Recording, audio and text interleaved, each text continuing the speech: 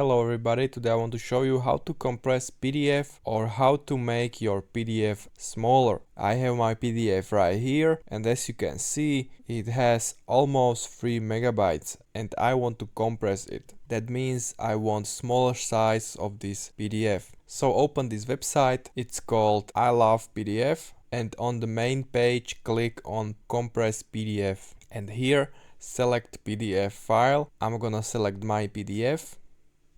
And now you can choose between extreme compression, recommended compression and less compression. I want to make it as small size as possible, so I'm going to click on extreme compression and now click on compress PDF.